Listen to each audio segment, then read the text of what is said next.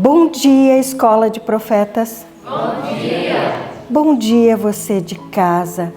Mais uma manhã na presença de Deus. Bom dia, professor. Bom dia, Beth. Bom dia, Igreja do Senhor. Bom dia. Hoje é a minha primeira vez aqui com a Beth, uma das servas do Senhor Deus Altíssimo, que abandonou tudo para se entregar por completo, para se transformar em uma grande missionária do Deus Eterno. Amém, igreja? Amém. Bom dia para você que está em casa. Que prazer maravilhoso é nós estarmos mais uma vez juntos pela graça de Deus. Depois do Senhor Deus ter falado conosco durante a manhã, enchido o nosso coração com a tua palavra, louvado seja Deus, porque Deus nos dá a chance de poder viver. Você que está aí do outro lado, que você acordou triste, não fique assim, não deixe sentimentos ruins deixar você muito assim, não. Seja alegre, seja sorridente, porque isso é o que te faz uma pessoa essência diante de Deus eterno. Que Deus te abençoe, que Deus te fortaleça, que Deus enche de você de bênção durante a semana, durante o dia de hoje, não é, Beth? Sim, sim. Seguimos o exemplo do nosso professor, sempre sorrindo, sempre alegre, não é, professor? É verdade. Então você sinta isso também, que Deus te fortaleça. O que nós vamos fazer agora, Beth? Vamos orar, para começar o nosso dia com a presença de Deus.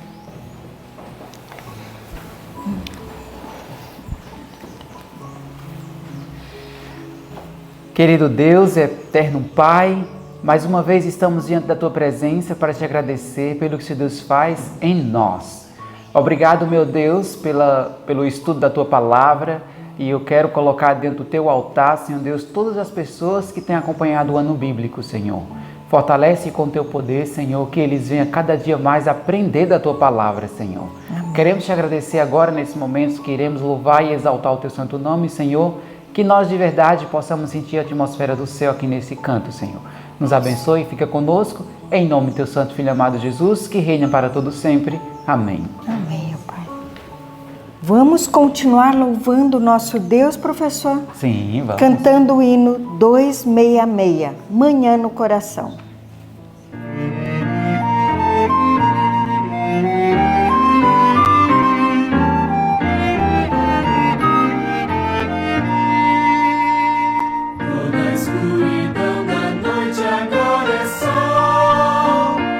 É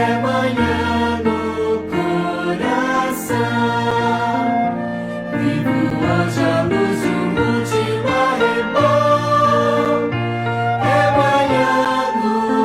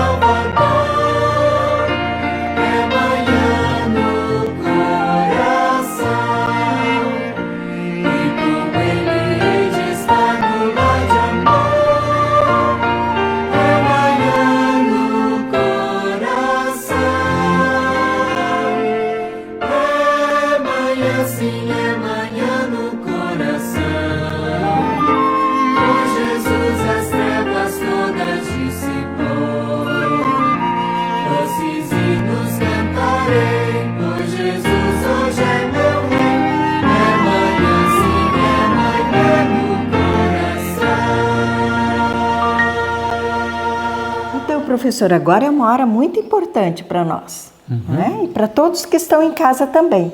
É a hora de gravar no coração e na mente a nossa palavra, a palavra de Deus, né?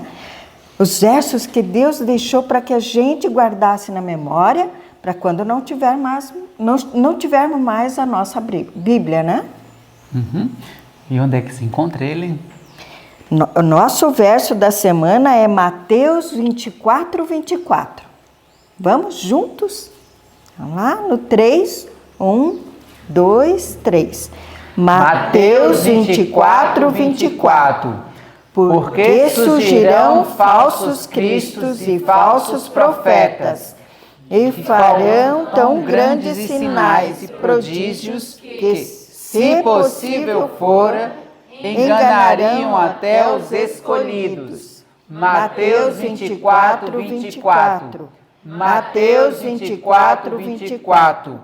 Porque surgirão falsos cristos e falsos profetas, e farão tão grandes sinais e prodígios que, se possível fora, enganarão até os escolhidos. Mateus 24, 24. Mateus 24, 24. Porque surgirão falsos cristos e falsos profetas, e farão tão grandes sinais e prodígios que, se possível fora, enganariam até os escolhidos. Mateus 24, 24. Então, tenha um bom dia para você e vamos estudar junto conosco a palavra de Deus. Bom dia. Bom dia, que maravilha nós estarmos aqui, mais um momento. Que bom que você, aí de casa, conseguiu separar esse momento para estudar a palavra de Deus. É sempre muito importante quando separamos esse momento, Deus consegue fazer grandes coisas em nossa vida. Quão privilegiados somos nós de termos esse livro em nossas mãos e temos a possibilidade de estudarmos. Temos um rico material e creio que Deus fará grandes coisas em nossa vida se nós, ao estudarmos, dermos o valor devido a este material. Hoje nós vamos estudar sobre o chamado de alguém. Você se sente chamado por Deus?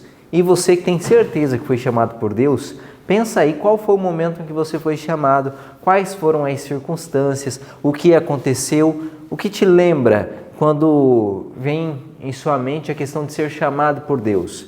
Foi precioso esse momento?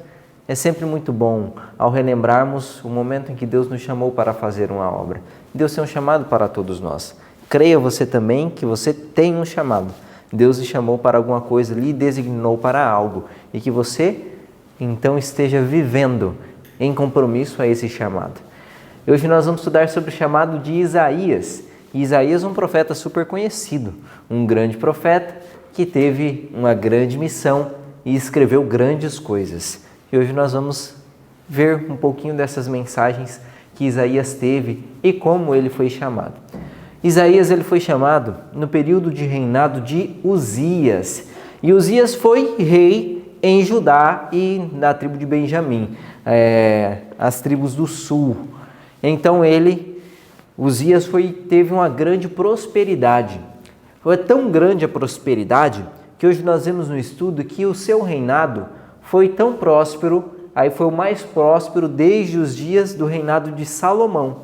E a gente observa que Salomão foi o rei mais próspero de toda a nação. E quando Salomão reinou, as duas tribos estavam unidas. As duas tribos, digo, as 10 tribos com as duas tribos. Todas as 12 tribos estavam juntas. Depois de Salomão e seu filho Roboão, é que as tribos passam pelo período de separação. E aí de lá para cá a gente vê sucessões aí, tanto em Israel quanto em Judá, tanto nas 10 tribos quanto nas duas tribos. E desde aquele reinado muito próspero do rei Salomão, foi assinalada ali a decadência de reis bons, reis maus, reis bons, reis maus, alguns reis que prosperavam, outros reis não, que minguavam devido às suas más atitudes e à sua idolatria. E agora Uzias, ele é um dos mais prósperos desde o reinado de Salomão. Então foi muito próspero, fala que ele se tornou muito conhecido, assim como Salomão também se tornara. Fala que ele fortificou as cidades, conquistou territórios, reconquistou cidades que já haviam sido tomadas por inimigos, e ele foi então fortalecendo o seu reino.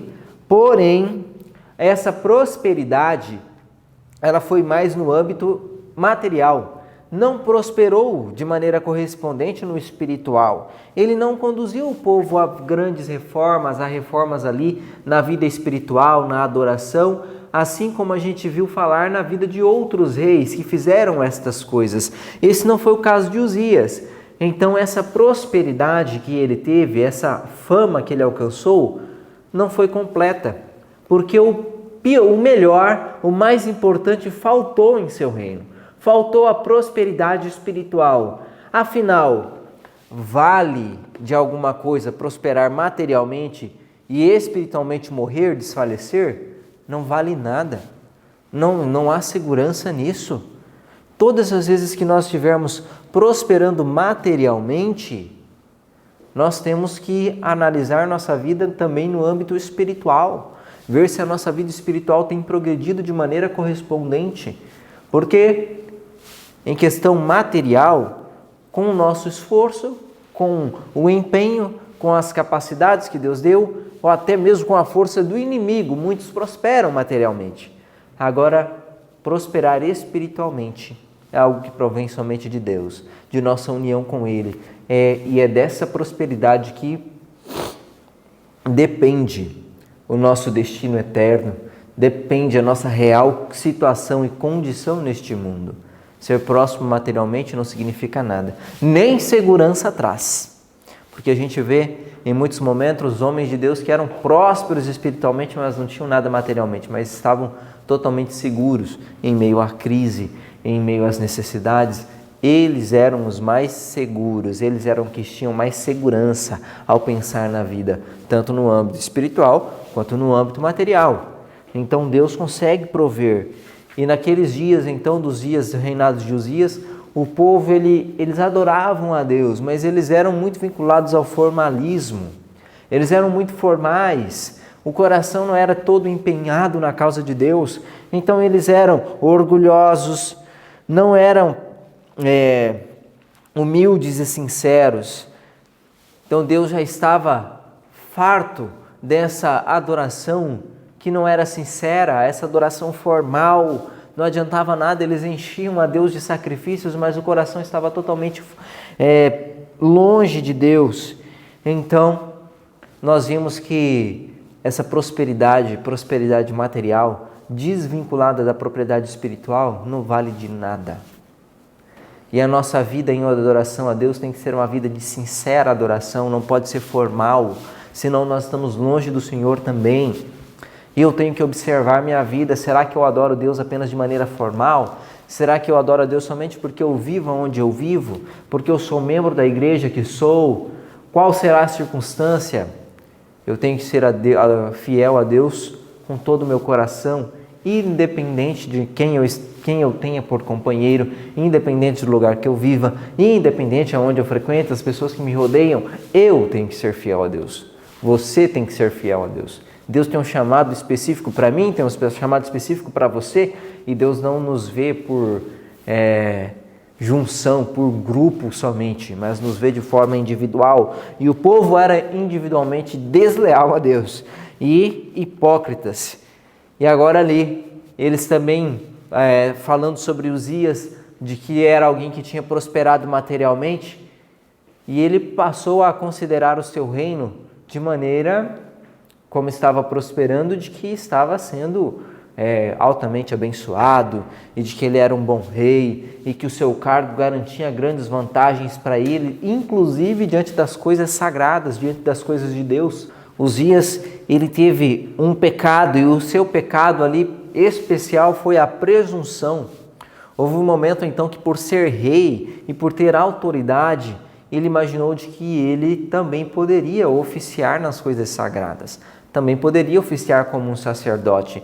E isso Deus já tinha estipulado, somente os levitas farão o meu trabalho.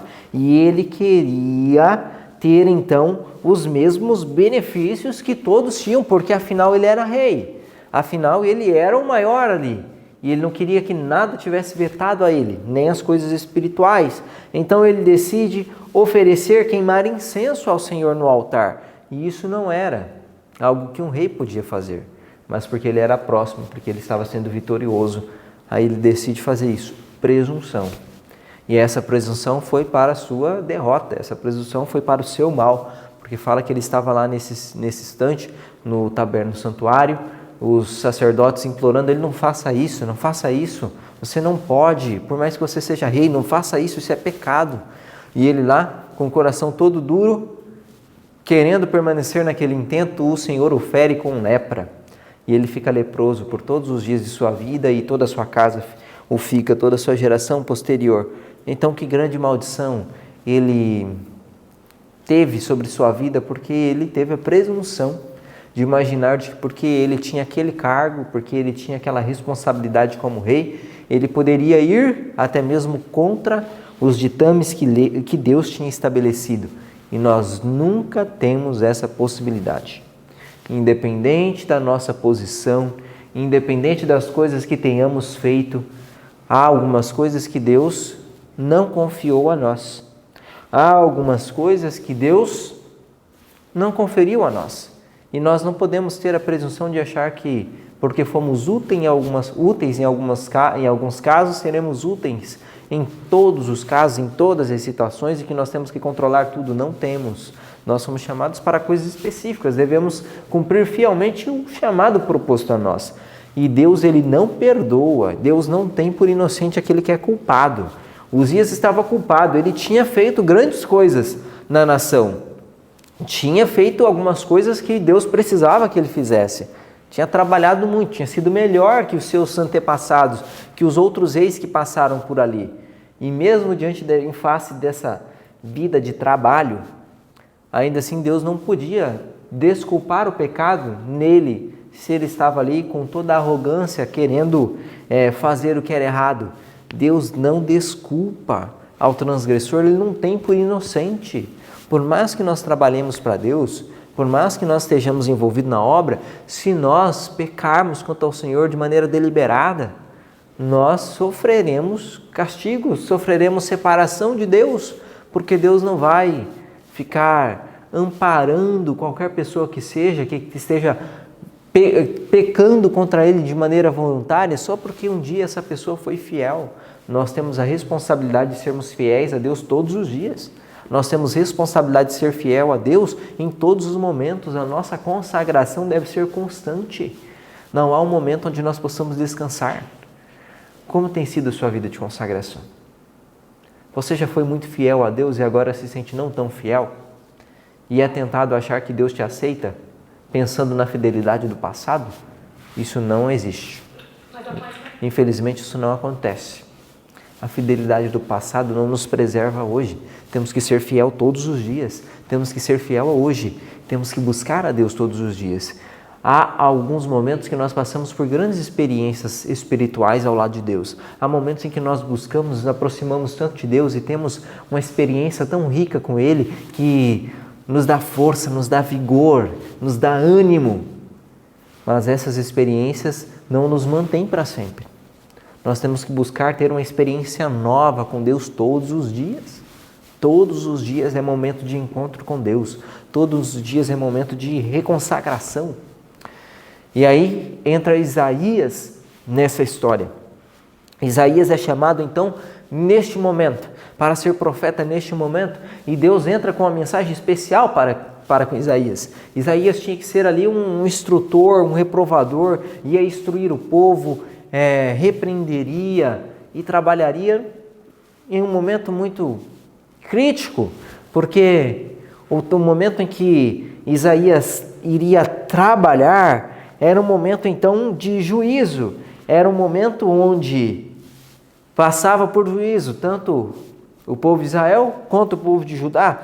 Olha o parágrafo que começa: o reinado de Uzias estava chegando ao fim e Jotão estava já levando muitas das tarefas do Estado, quando Isaías, da linhagem real, foi chamado, embora ainda jovem, para a missão profética. Os tempos em que Isaías devia trabalhar estavam repletos de perigos peculiares.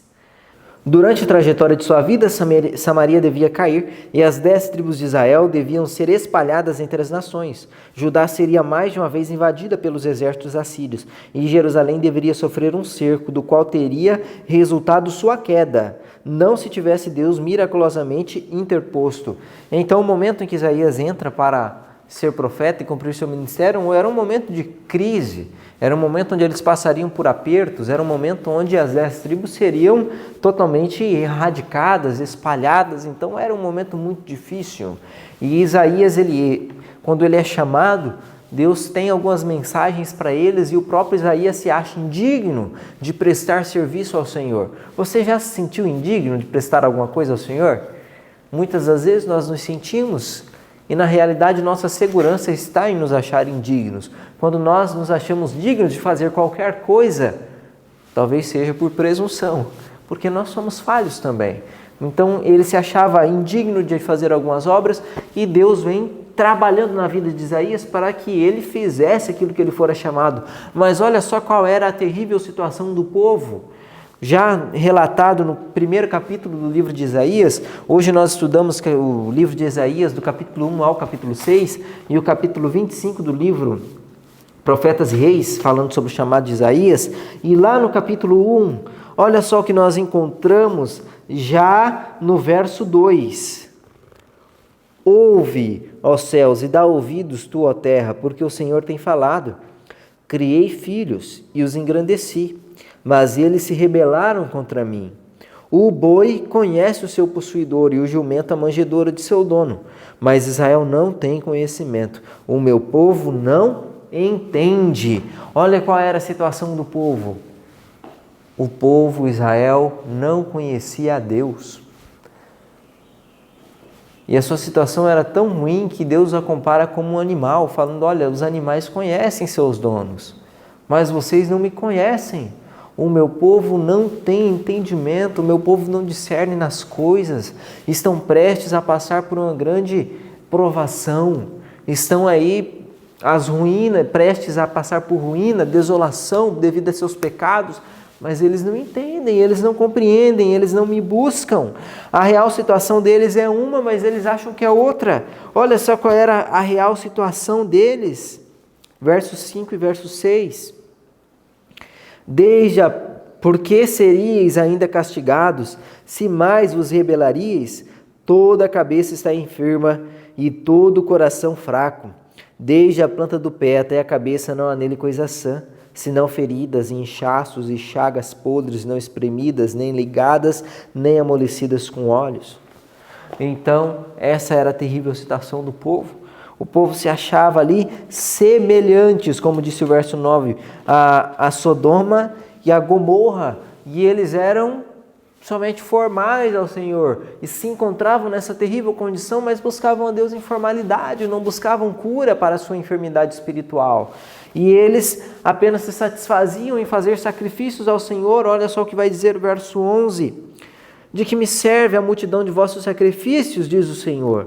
Já estou farto de holocaustos e de carneiros e da gordura de animais cevados, nem me agrado de sangue de bezerros, nem de cordeiros, nem de bodes.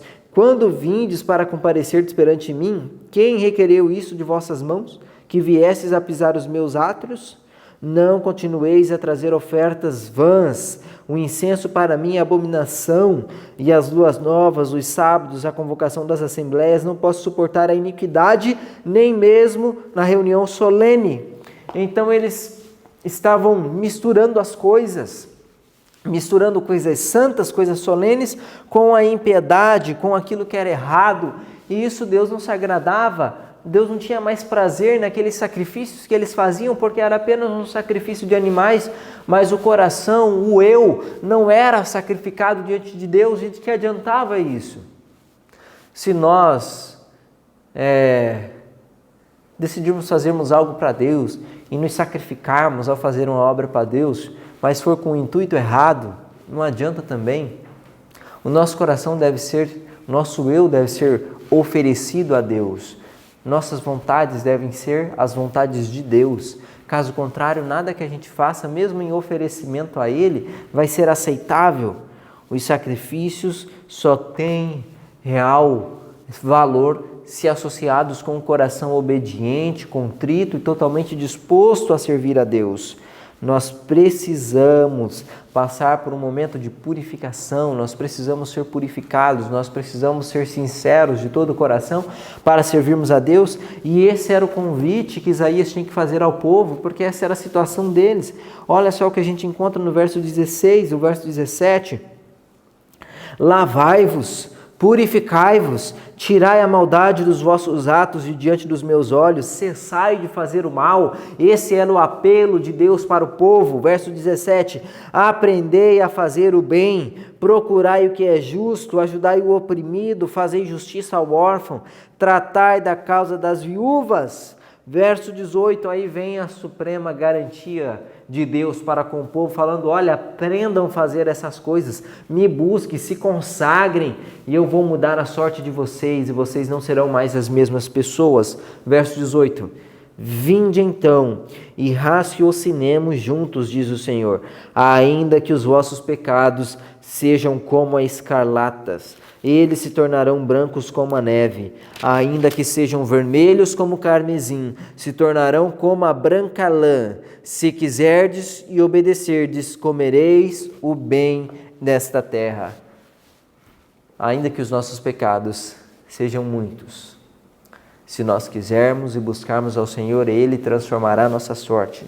Ainda que os pecados sejam vermelhos como escarlatas, ainda que nós sejamos contaminados, nós podemos ser purificados por Deus, porque Deus promete isso, Deus quer fazer isso em nossa vida. Deus quer causar essa transformação, nos dar uma vida nova, e nós precisamos então nos converter a Ele, nós precisamos buscar a Ele, e essa é a nossa necessidade, não somente a necessidade do povo de Israel nos dias de Isaías, essa é a nossa necessidade também hoje. Nossos pecados também causam separação entre nós e nosso Deus. Muitas vezes nós nos encontramos em desagrado, mas Deus consegue mudar nossa sorte. Precisamos ir a Ele de todo o coração, não com formalismo, não com ofertas vãs, não com incensos vãos, não com orações vãs. Nós temos que ir diante de Deus com todo o nosso coração, coração sincero, e nos derramarmos diante dEle. E Ele tem esse sabão capaz de aí de branquear nossas vestes, tem a capacidade de mudar o nosso caráter. Deus consegue fazer isso por nós, e nós precisamos recorrer ao Senhor.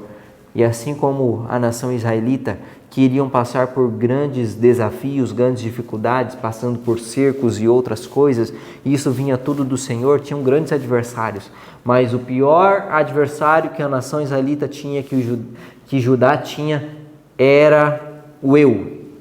O pior perigo que eles se enfrentavam eram os perigos internos, era a perversidade que havia no coração, e nós temos que analisar também qual é o meu maior inimigo, qual é a minha maior dificuldade, porque o maior inimigo, o maior adversário é aquilo que nos priva de ter vida, é aquilo que nos priva de crescermos ao lado de Deus.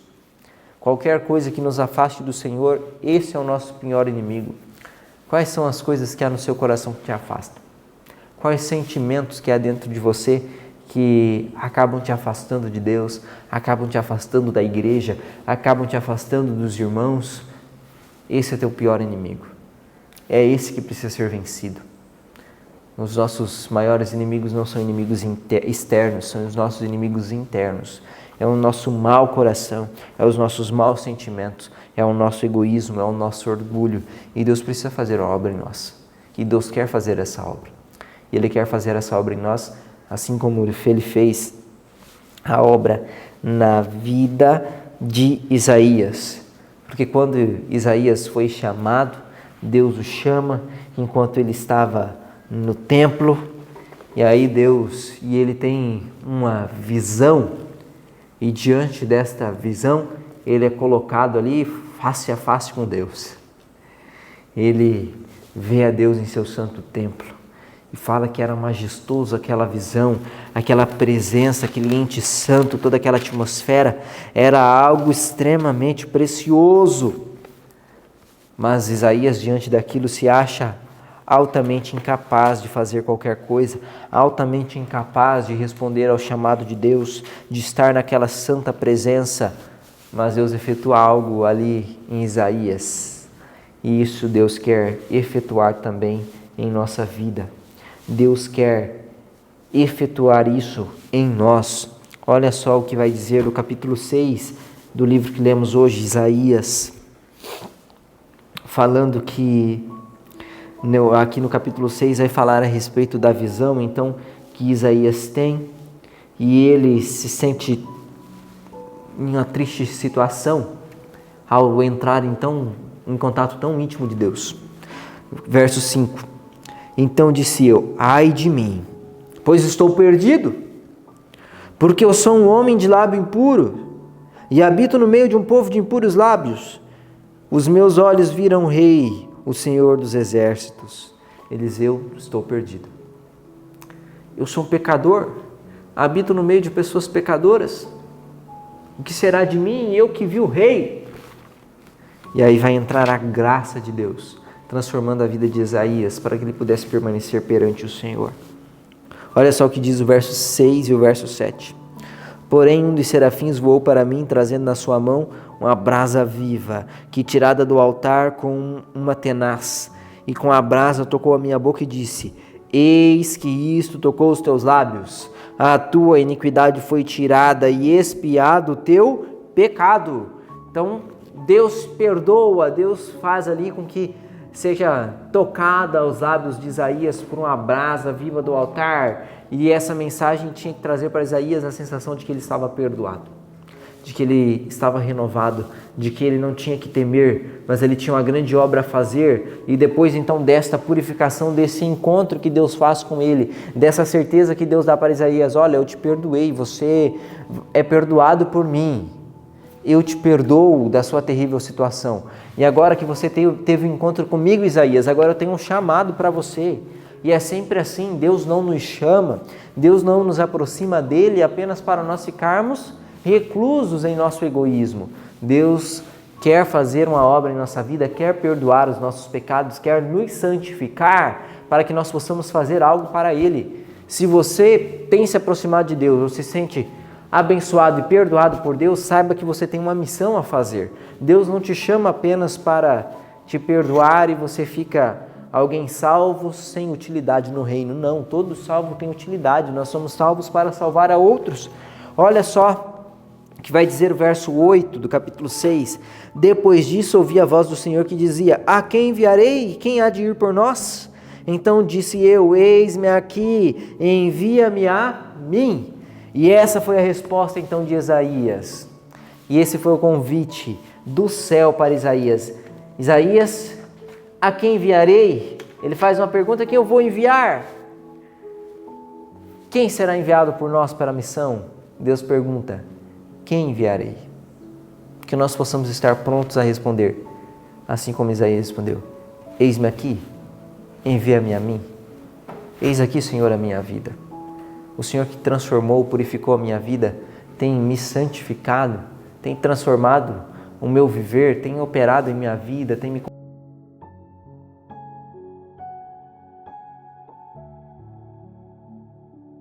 Envia-me a mim, que você possa responder sim ao chamado de Deus, que ao ser transformado, ao ser alcançado por Deus, você entenda que você tem um chamado. Você foi chamado para fazer a diferença na vida de outras pessoas. E quando Deus te chamar, você possa estar pronto para responder: eis-me aqui, envia-me a mim, Senhor, envia-me a mim. Que Deus possa fazer isso em nossa vida. Que Deus nos torne pessoas prontas para levar avante a obra, para levar avante o chamado de Deus e irmos sempre com a certeza de que Deus está ao nosso lado, de que a presença de Deus vale mais de qualquer coisa. O último parágrafo do capítulo que lemos hoje diz assim: esta garantia do cumprimento final do propósito de Deus levou coragem ao coração de Isaías. Que importava que poderes terrestres se arregimentassem contra Judá? Que importava que o mensageiro do Senhor enfrentasse oposição e resistência? Isaías tinha visto o Rei, o Senhor dos exércitos, ouvira o cântico dos serafins: toda a terra está cheia de sua glória. Que que nós possamos ser confortados por Deus, assim como Isaías foi confortado ao ver a face de Jeová, ao ter uma experiência espiritual, que Deus nos dê uma experiência com Ele, que Deus faça isso em nós e que isso nos mantenha, que nós possamos ser mantidos na missão, confiando de que o Senhor está conosco e mesmo diante de grandes dificuldades nós possamos pensar: que me importa passar por dificuldades? Os meus olhos viram o Rei. Que Deus te abençoe nesse dia e que hoje seja um dia de encontro com Deus. Vamos orar a Deus nesse momento, pedindo que Ele faça a obra de purificação em nós e nos torne fortes e capazes para responder ao Senhor. Eis-me aqui, envia-me a mim. Senhor nosso Deus, nós nos encontramos assim como Isaías. Somos pecadores e habitamos no meio de outros pecadores. Não somos dignos, mas que o Senhor toque os nossos lábios com a brasa viva do altar, que o Senhor purifique a nossa vida e que o Senhor nos faça um chamado, e que nós possamos estar prontos para responder assim como Isaías respondeu: Senhor, eis-me aqui, me envia, que o Senhor nos envie para onde o Senhor quiser, que nós possamos estar prontos para seguir e fazer a sua vontade. Em nome de Jesus. Amém.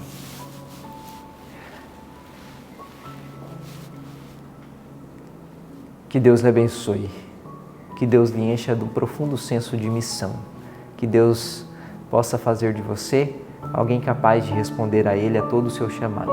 Eis-me aqui, envia-me a mim. Tenha um bom dia.